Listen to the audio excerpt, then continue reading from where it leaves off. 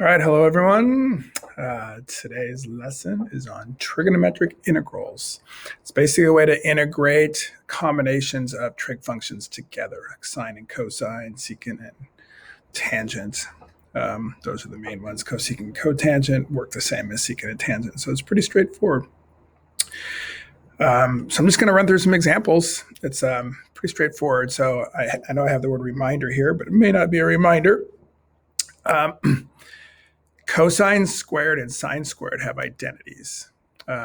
So if you ever see cosine squared or sine squared in an integral, okay, the only way to really deal with it is to use this identity. There's no nice, easy way to integrate a cosine squared other than the identities in the sine squared. So notice the identities here. Cosine squared is 1 plus cosine 2x over 2, and sine squared is 1 minus cosine 2x over 2. And then you just break it up into two fractions. So I kind of skipped a step here. It'd be 1/2. Oh, factor out the 1/2. Sorry, 1 plus cosine 2x. And then that turns into that 1/2. That turns into an x. And that turns into 1/2 sine 2x. Minus on that one. So we're going to need these in these integrals. The even ones are actually kind of the mean ones, the not so friendly ones. They can take a little bit of work. The odd ones are a little more straightforward. So I'm going to show you first what to do if you have a sine to an odd power. If you have a sine to an even power, you need to do what I just did there. So if you have like sine to the fourth, you have to do sine squared squared and multiply it all out, which we'll get to in a second. So if sine is odd, what you do is you just rewrite it. We're going to do a lot of rewriting this one.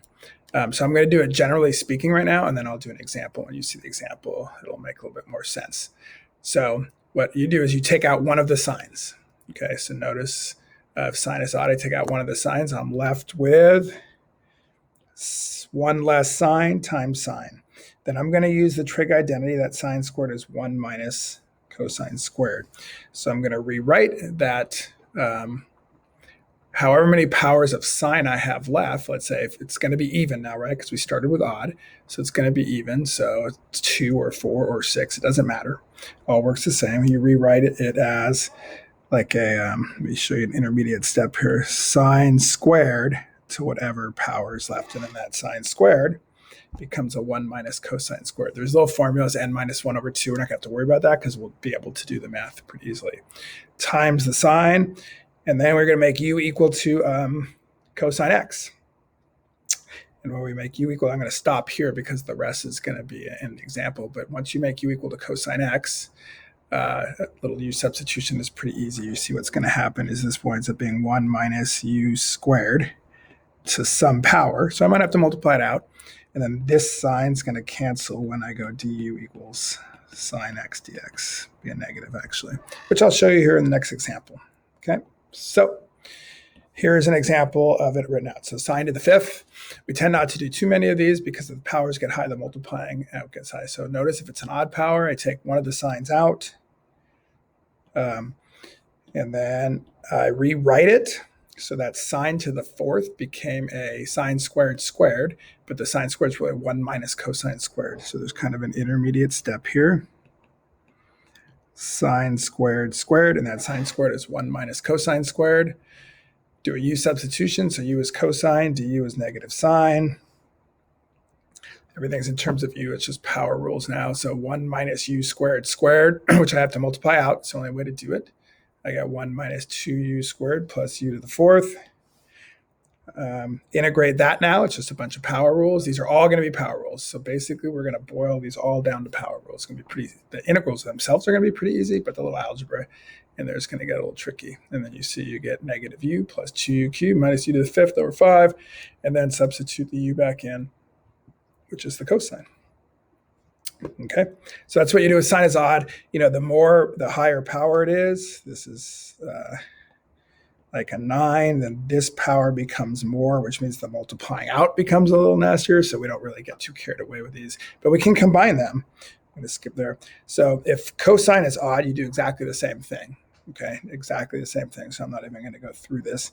If they're even, we use those identities I just told you about. But now what we're going to do is we're going to combine them. So if we have sines and cosines together, okay, you're going to see that it doesn't really even matter. It's going to work exactly the same way. Okay, so if m and n are both even, we use the trig identities I told you at the beginning of the lesson. 1 plus cosine 2x over 2, 1 minus cosine 2x over 2 is the only way to do that. If one of them is odd, or both, we use the same exact process as in the single trig function example. Okay, it's kind of cool. You'll see why that the other piece doesn't even matter. If they're both odd, you can pick either one to start with.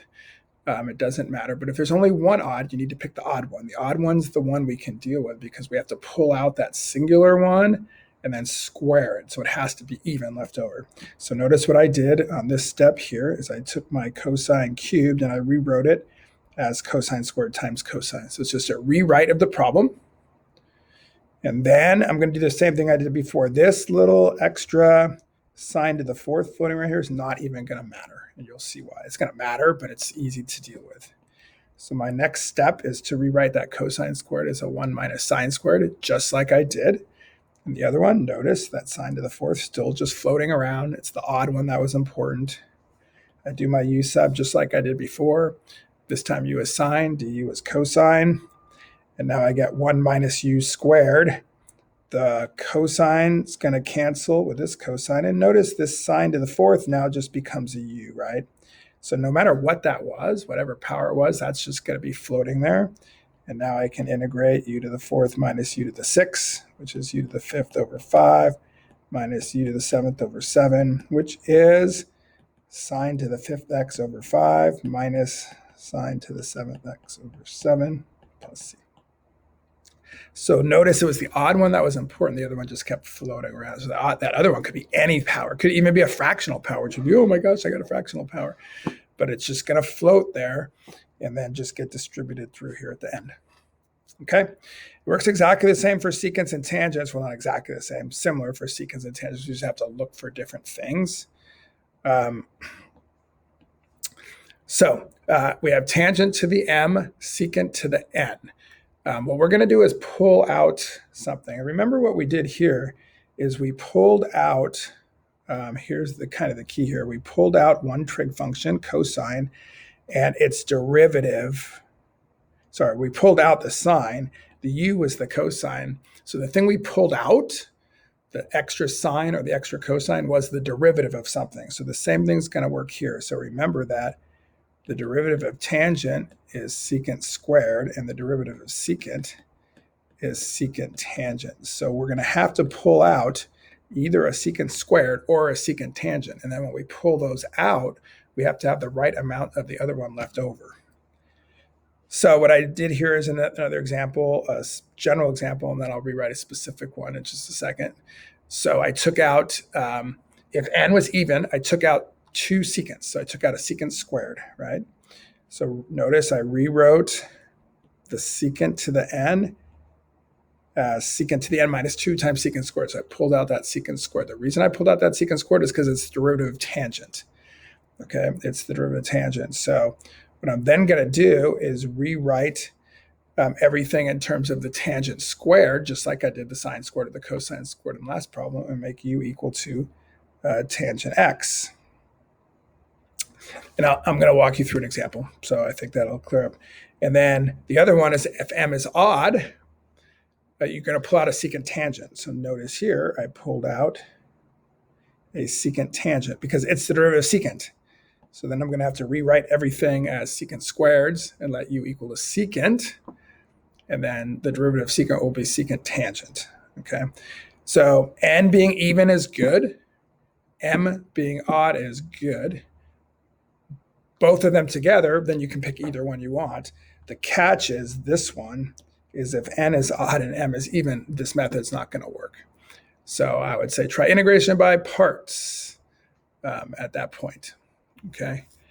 So I'll walk you through an example and kind of talk you through it. I hate memorizing n and m, so I'll show you what I do. I just kind of think it through a little bit. So we got tangent, cube, secant to the fifth. So here's my first thing. I can figure out, well, which one's odd, which one's even, which is one important. But what I do is I don't do that. Oops. So I do this. I say, well, either I'm going to pull out a secant squared because it's the derivative of tangent, or I'm going to pull out secant tangent because it's the derivative of secant. Okay, and I'll show you how one works and the other one doesn't. So right now I pulled out the secant tangent. So if I'm going to pull out a secant tangent, what that means is I'm going to have to rewrite everything in terms of secant, right? Because the derivative of secant, I'm going to make u equal to secant, and du is secant tangent. So if I pull out the secant tangent, I need everything in terms of secant. So this secant right here, that power does not matter because it's already a secant. This is the most important power there because I have to rewrite the tangent squared using my trig identities. So the tangent squared has to be even. If I pull that out and the tangent is odd, it's not going to work. And then watch this. If I decide to pull out, a tangent squared, because that's my other choice, secant squared, that's my other choice, then I get tangent cubed, secant squared, secant cubed. So now if I pull out the secant squared, I'm going to have to rewrite all of my secants in terms of tangents because the derivative of tangent is secant squared. So the tangent, u would be tangent because it's got to cancel the secant squared. So this is not going to matter. That 3 is not going to matter. But that 3 right there is really bad because it's not even and I can't rewrite it using my trig identities. So that's kind of how I walk through it. I know it's a little bit tricky the first couple of times. You can try to memorize the N and M. So watch what's going to happen here. Let me come back, erase some of this stuff. This will be my last example. So notice I pulled out the secant tangent. And then I rewrote the tangent squared as secant squared minus 1. That's why it needed to be even for that identity. The secant power I don't care about because now I'm going to make u equal to secant. Let me get rid of this. U is equal to secant. Du then becomes secant tangent. So what's going to happen is this is going to cancel. And I'm left with a u squared minus 1 because that's a u. And then this over here is a u also, so u to the 4th. And then back to the last problem, u to the 6th minus u to the 4th. Integrate u to the 7th over 7 minus u to the 5th over 5. U is secant, so secant to the 7th x over 7 minus secant to the 5th over 5. So it's kind of the process. It's going to take a little bit of practice trying to figure out which one to pull out. Once you do a few of these, they're not too bad. The problem is we can't give you too many of them because if those powers get too big, then when you multiply it out, you have to use the binomial theorem. It just kind of takes forever. So we'll go over some more examples in class. Hopefully that was enough to get you started.